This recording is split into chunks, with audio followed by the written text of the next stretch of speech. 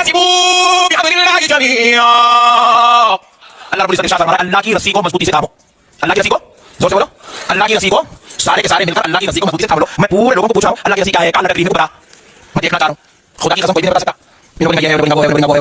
سارے لوگوں کا ان کا الگ ہے نظریہ, مگر خدا کی قسم اس لیے تو کئی تشریحات صوفیہ بزرگ اولیاء اللہ نے کی ہے, مگر اس گناہگار کی جو عقل و فہم میں جو بات آتی ہے وہ پیش کرتا ہوں. اللہ کی رسی کیا ہے؟ دیکھو آپ جس کو مضبوطی سے تھامنا ہے. میرا ہاتھ میرے پیر کے ہاتھ میں ہے, میرا ہاتھ پیر کے ہاتھ میں, اور پیر کا ہاتھ ان کے پیر کے ہاتھ میں, اور ان کا ہاتھ ان کے پیر کے ہاتھ میں, ان کا ہاتھ ان کے پیر کے ہاتھ میں. رسی بنتی ہے ایک ویڈیو بنتی نہیں, یہ بنتے جائے. پھر ان کا ہاتھ ان کے پیر کے ہاتھ میں, ان کا ہاتھ ان کے پیر کے ہاتھ میں. سارے پیروں کا ہاتھ پیرانے پیر کے ہاتھ میں ہے, اور پیرانے پیر کا ہاتھ جنید بغدادی کے ہاتھ میں ہے, جنید بغدادی کا ہاتھ سری سختی کے ہاتھ میں ہے, سری سختی کا ہاتھ معروف کرخی کے ہاتھ میں ہے, معروف کرخی کا ہاتھ حضرت حسن بصری کے ہاتھ میں ہے, حسن بصری کا ہاتھ مولا علی کے ہاتھ میں ہے, اور علی کا ہاتھ محمد رسول اللہ کے ہاتھ میں ہے. اور بات یہ ختم نہیں ہوئی دوستو, اللہ نے کیا کہا؟ اللہ کی رسی کو مضبوطی سے تھام لو. اب یہ چین ملتے ملتے ہمارے پیر سے رسول اللہ تک پہنچی, مگر بات رسول اللہ پہ ختم نہیں ہوتی. اللہ قرآن پاک میں ارشاد فرماتا ہے ید اللہ فوق ایدیہم, مصطفیٰ کے اور ان کے ہاتھوں پر اللہ کا ہاتھ ہے. اب وہ اہم ترین آیت آ رہی ہے جس کے اوپر گھنٹوں بولا جا سکتا ہے, جو اس دور کا سب سے بڑا مسئلہ ہے. وَاعْتَصِمُوا بِحَبْلِ اللَّهِ جَمِيعًا وَلَا تَفَرَّقُوا. اللہ کی رسی کو تم سب کے سب مضبوطی سے تھام لو اور فرقہ واریت میں مت پڑو.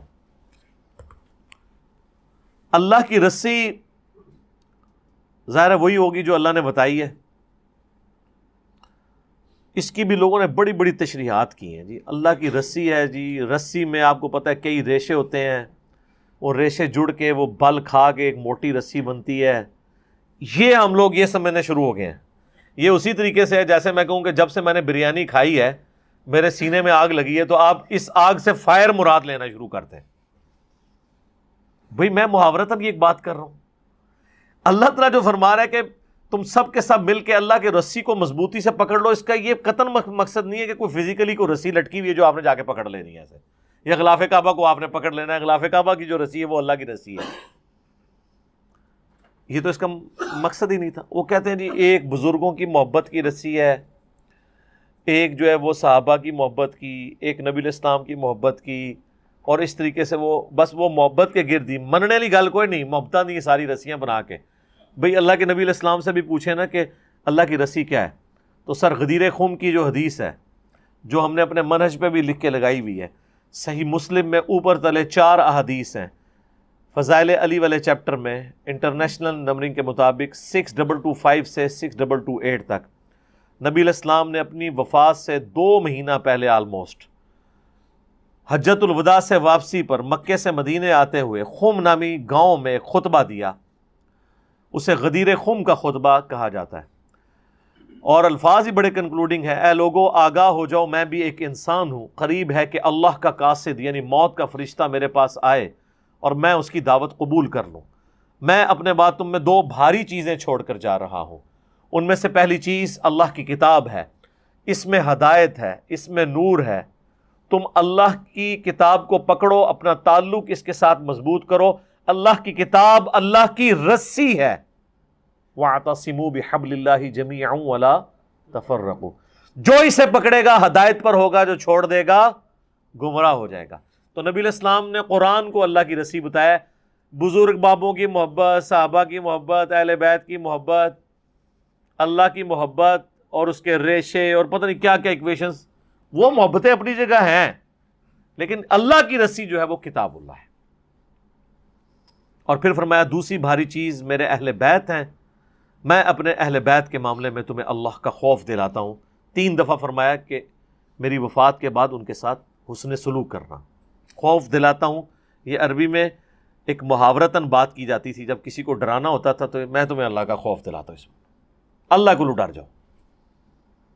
اور زید بن ارقم کے الفاظ ہیں کہ نبی علیہ السلام قرآن کی ترغیب دلاتے رہے, بار بار ہمیں کہتے رہے اللہ کی کتاب, اللہ کی کتاب, اللہ کی کتاب. اور امت نے دیکھیں نہ کتاب پکڑی نہ اہل بیت کو چھوڑا, بالکل الٹ کام کیا. قرآن سے روگردانی کی اور اہل بیت کے ساتھ ظلم و ستم کیا. تو اللہ کی رسی, اللہ کی کتاب. پھر صحیح مسلم میں حدیث ہے القرآن حجت لک او علیک. قرآن قیامت کے دن یا تو تیرے حق میں حجت اور دلیل ہو جائے گی اللہ کی بارگاہ میں, یا تیرے خلاف دلیل بن جائے گی. مراد کیا؟ جو قرآن کے مطابق چلے گا قرآن گواہی دے گا کہ یہ میرے مطابق چلا, اور جو قرآن کے خلاف چلے گا تو قرآن اس کے خلاف دلیل بن جائے گا، اور صاحب قرآن بھی دلیل بنیں گے۔ سورۃ الفرقان آیت نمبر 30، وقال الرسول یا رب ان قوم اتخذوا هذا القرآن مہجورا۔ قیامت والے دن نبی علیہ السلام شکایت کریں گے کہ میری امت نے، میری قوم نے قرآن کو پیٹھ کے پیچھے ڈال دیا تھا۔ ہمیں صرف شفاعت کی حدیثیں بتائی گئی ہیں، اور جو شکایت کی آیتیں تھیں وہ نہیں بتائی گئی۔ یہ ایک آیت نہیں، کئی آیات ہیں۔ وہ سورہ نساء کی آیت نمبر 41 نہیں ہے؟ بخاری اور مسلم دونوں میں حدیث ہے اس آیت کے کانٹیکسٹ میں۔ عبداللہ ابن مسعود کہتے ہیں نبی علیہ السلام ممبر پہ تشریف فرما تھے، آپ علیہ السلام نے مجھے اپنے قریب بلایا اور فرمایا کہ عبداللہ میرے پاس آؤ اور مجھے قرآن سناؤ۔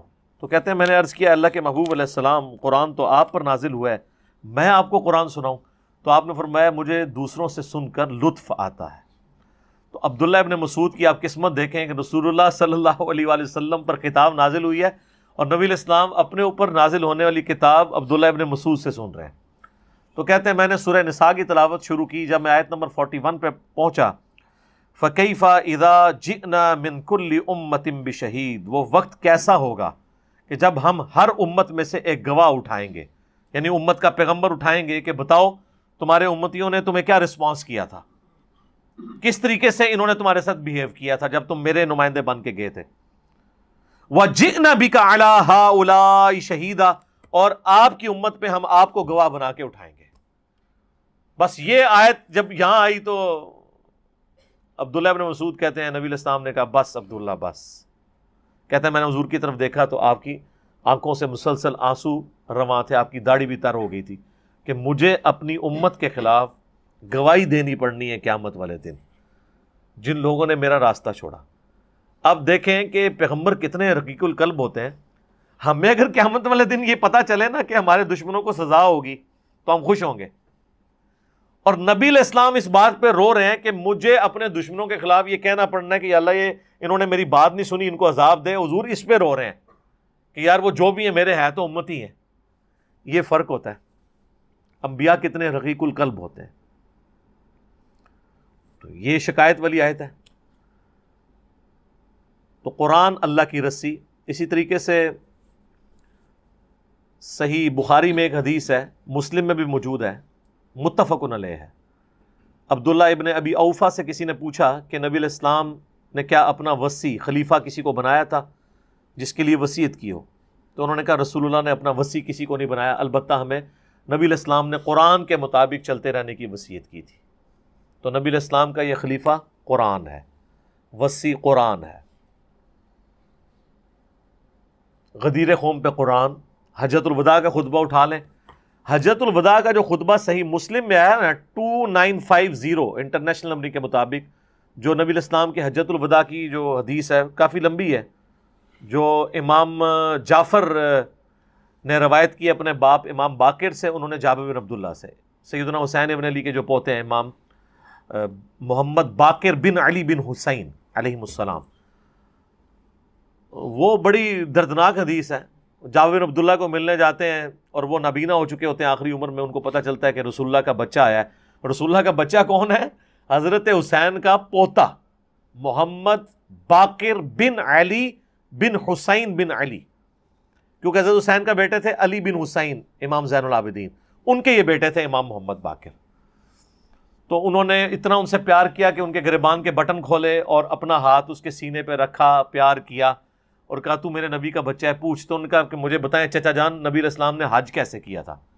تو وہ حج کی لمبی حدیث شروع ہوتی ہے، اس میں یہ بھی الفاظ ہیں کہ نبی علیہ السلام جب حجۃ الوداع کے موقع پر آپ نے خطبہ دیا ہمیں عرفات میں، تو آپ نے فرمایا اے لوگو میں اپنے بعد تم میں وہ چیز چھوڑ کر جا رہا ہوں کہ جسے مضبوطی سے پکڑ لیا تو کبھی گمراہ نہیں ہوگے، اور وہ اللہ کی کتاب ہے۔ بس مسلم شریف میں حجۃ الوداع کے خطبے میں صرف قرآن ہے، سنت بھی اسی میں شامل ہے، ظاہر ہے قرآن ہی نے سنت کی طرف ہماری رہنمائی کی ہے۔ اور پھر جابر بن عبداللہ کہتے ہیں نبی علیہ السلام نے پھر صحابہ سے اجتماعی طور پہ پوچھا کہ کیا میں نے اللہ کا پیغام تم تک پہنچا دیا؟ تمام نے کہا یا رسول اللہ پہنچا دیا، بلکہ آپ نے ہماری پہنچانے کا حق ادا کیا، آپ نے ہماری خیر خواہی فرمائی اس معاملے میں۔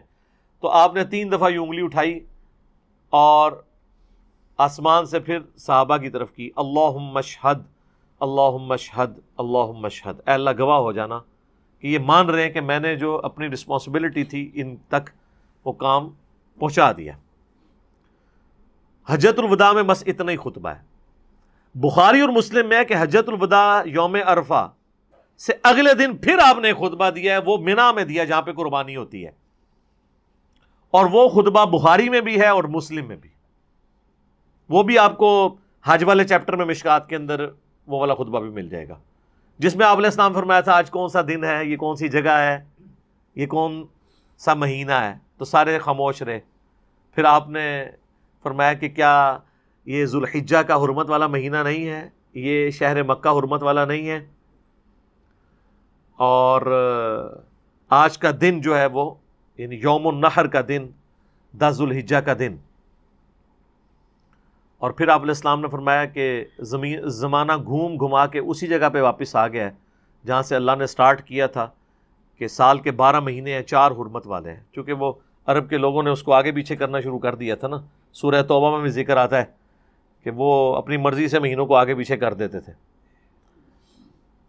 پھر اس میں کئی ایک باتیں آپ نے فرمایا تمہاری جان، مال، عزت، آبرو ایک دوسرے پہ اسی طریقے سے حرام ہے جس طرح کہ یہ آج کا یہ دن ہے، یہ شہر مکہ ہے، یہ مہینہ حرمت والا ہے۔ پھر آپ علیہ السلام نے پوچھا کہ کیا میں نے اللہ کا پیغام تم تک پہنچا دیا؟ سب نے کہا پہنچا دیا۔ پھر آپ نے اسی طرح کہا کہ اللہ گواہ رہنا، اور پھر اس کے آگے الفاظ ہیں کہ اب یہ تمہاری ذمہ داری ہے کہ جو بات تم تک پہنچی ہے اس کو تم نے دوسرے لوگوں تک پہنچانا ہے۔ جو اس امت کی ذمہ داری ہے وہ آگے آ بھی جائے گی۔ لوگ یہ سمجھتے ہیں کہ اس امت کی فضیلت نبی علیہ السلام کے امت ہونے کی وجہ سے ہے، حالانکہ اس امت کی فضیلت نبی علیہ السلام کی ختم نبوت کی وجہ سے ہے، کہ چونکہ رسول اللہ کے بعد اب کسی نے پیغمبر نہیں آنا، لہٰذا نبیوں والا کام امت کو ٹرانسفر ہوا ہے۔ چونکہ اس امت کو کام نبیوں والا ملا ہے، اس لیے اس کی فضیلت باقی امتوں سے بڑھ کے ہے۔ وہ آگے آ جائے گی آیت، کنتم خیر امت اخرجت للناس تأمرون بالمعروف وتنہون عن المنکر وتؤمنون باللہ۔ تو یوم النحر کے خطبے میں بھی نبی علیہ السلام نے کہا کہ تمہاری ذمہ داری ہے، تم نے یہ پیغام دوسروں تک پہنچانا ہے۔ اور پھر آگے آپ نے فرمایا کہ بعض اوقات جسے بات پہنچائی جا رہی ہوتی ہے وہ زیادہ یاد رکھنے والا ہوتا ہے بنسبت اس کے جو پہنچا رہا ہوتا ہے، اور واقعی یہ بات بھی رسول اللہ کی صحیح ثابت ہوئی کہ جن تک بات پہنچی تھی انہوں نے زیادہ اہتمام سے اس بات کو سنبھالا۔ آج ہم جن لوگوں کی کتابیں یہاں سجائے بیٹھے ہیں یہ سب کے سب نان عرب ہیں، سوائے امام مالک کے، وہ مدینہ شریف کے ہیں، اور وہ بھی الموطا امام مالک کو ہم اگرچہ ایک بڑی کتاب ہے، بل کتب ستہ کے جتنے 6 کے 6 امام ہیں سب نان عرب ہیں۔ امام مسلم ایران کے ہیں، امام بخاری رشیا کے ہیں، امام ابو داؤد اور امام ترمذی افغانستان کے ہیں۔ تو دیکھیں کس طرح بات، سعودی عرب کا چینل ہوتا ہے اور حدیثیں بیان کر رہے ہوتے ہیں اذان اور جماعت کے وقفے میں، تو رواہ البخاری رواہ مسلم بیان کر رہے ہوتے ہیں۔ تو دونوں نان عرب ہیں، اللہ تعالیٰ جس سے مرضی خدمت لے لے۔ تو جو حضور علیہ السلام فرمایا تھا نا کہ بعض کا جسے بات پہنچائی جا رہی ہوتی ہے وہ زیادہ اہتمام کرتا ہے بنسبت اس کے جو پہنچا رہا ہوتا ہے، یعنی وہ اس چیز کو پروٹوکول دیتا ہے کہ یار میں نے اس بات کو سیو کرنا ہے۔ تو قرآن کے اوپر تو آپ بے شمار حدیثیں ہیں۔ صحیح مسلم ایک اور حدیث ہے، نبی علیہ السلام نے فرمایا اللہ تعالیٰ اس کتاب کی وجہ سے قوموں کو عروج دے گا اور اس کتاب کی وجہ سے قوموں کو ذلیل کرے گا، جس کو ڈاکٹر اقبال نے شعر میں بھی سمایا ہے، وہ زمانے میں معزز تھے مسلمان ہو کر اور تم خوار ہوئے تارک قرآن ہو کر۔ یہ مسلم شریف کی حدیث ہے کہ اللہ تعالیٰ اس کتاب کے ذریعے قوموں کو عروج دے گا اور اس کتاب کے ذریعے قوموں کو زوال دے گا، یعنی جو عمل کریں گے۔ المستدرک الحاکم میں جو حجۃ الوداع کا خطبہ ہے اس میں الفاظ ہیں، اپنے بعد 2 چیزیں چھوڑ کے جا رہا ہوں، ایک اللہ کی کتاب اور دوسرے اس کے نبی کی سنت، ان کو مضبوطی سے پکڑ لینا، تم کبھی گمراہ نہیں ہوگے۔ اب دیکھ لیں لوگوں نے کتاب اللہ اور سنت کو چھوڑ کے اپنے اپنے بزرگ بابوں کی تعلیمات پکڑی ہوئی ہیں، جب ہم لوگوں کو بتاتے ہیں کہ یہ اس طرح نہیں اس طرح، کہتے ہیں یہ کتنے لکھیا ہے؟ انہوں نے پوچھو تسی آج تک جو کوئی سانو دس دے رہے ہو وہ کتنے لکھیا سی؟ تانوں نہیں کدے خیال آیا کہ بھی تسی جو کوئی سانو دس دے رہے ہو بچپن تو وہ کدھر لکھیا تکیا سی جے؟ نہیں، ساڈے کول کیوں لکھیا منگدے ہو؟ اسی تو پھر بھی دکھا دیں گے، لیکن سوچن تھنک آؤٹ آف باکس کرے کہ جو آپ کو کہہ رہے ہیں کتنے لکھیا ہے، انہوں نے پوچھ تسی جو کچھ کر رہے ہو وہ کتنے لکھیا ہے؟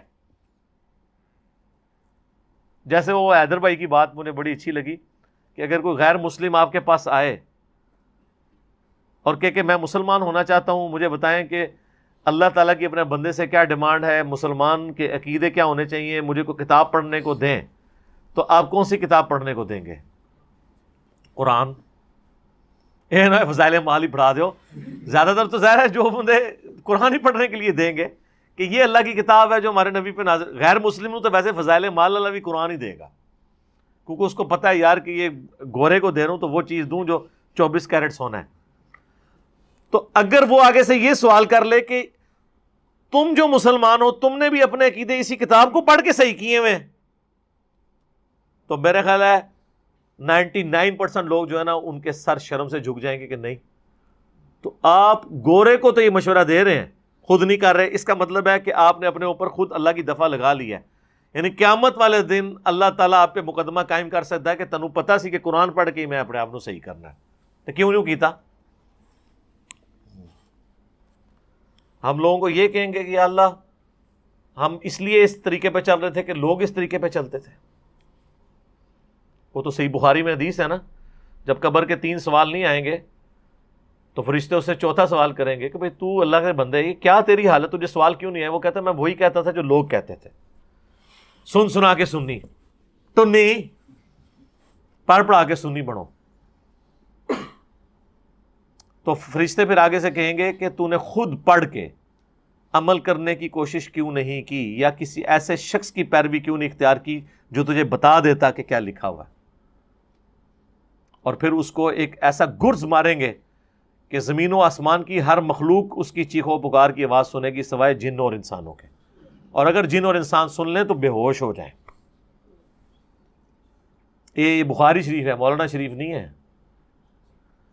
تو قبر میں جا کے تو یہی کہ ہونا ہے، اور آخرت میں تو قرآن پورا بھرا پڑا ہوا ہے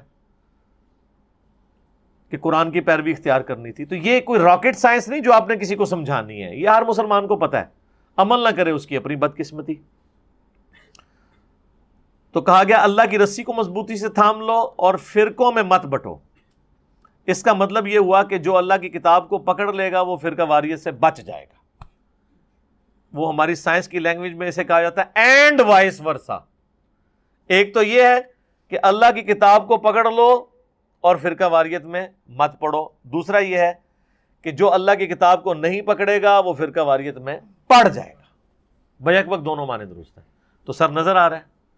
آج کسی کو کہنا اپنے عقیدے قرآن کے مطابق کریں، قرآن کو ترجمے سے پڑھیں، تو آگے آپ دیکھیں یعنی آپ کے علماء ہی آپ کو منع کرنا شروع کر دیں گے.